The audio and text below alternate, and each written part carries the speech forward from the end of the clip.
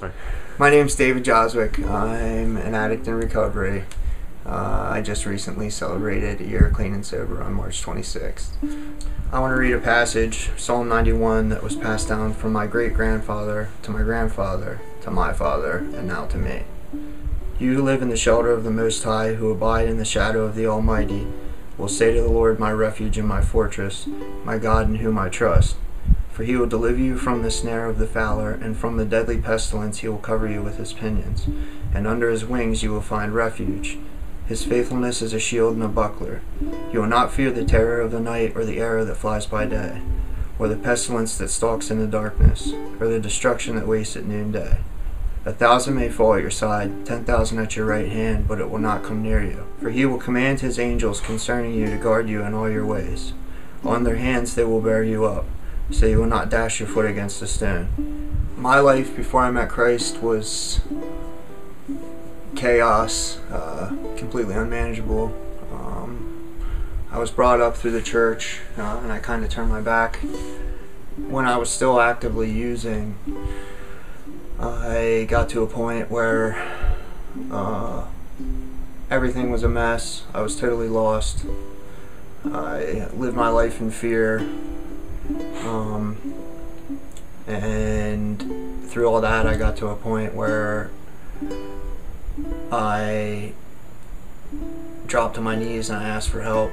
When I was still actively using, I had this thought come to my mind, and I don't really know where, at that point I didn't know where it came from, but it was, the truth is at the watershed, and I had no idea what it meant. So when it got to the point where everything unfolded with me going to treatment, I called, opened up the Yellow Pages, called the first place that I found, and it was a place down in Florida. The place ended up being a recovery treatment center called the Watershed.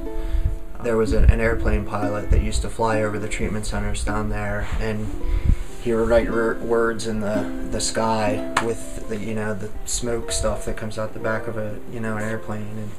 And the one day I was sitting by myself, and it was a real sunny day, and I looked up and it said truth in the sky, and I just started crying. That was when I realized that something far greater than myself or anything in this world was happening, and it was happening to me, it was happening in my life. I know God is talking to me, and I need to listen to what he's saying. It helps me not live in fear anymore, because I know I don't have to live in fear. There's someone there that always has my back, no matter what, and all I have to do is call to them, and they will answer me. I would like to thank my mom and dad and the rest of my family for not giving up on me and being supportive through everything that I've went through. I'd also like to thank John King for baptizing me. I'd like to thank Steve Myers for being a awesome mentor, sponsor. I'd like to thank Steve, Corey, Vince, Craig. I want to get baptized because I want to totally commit myself to Christ.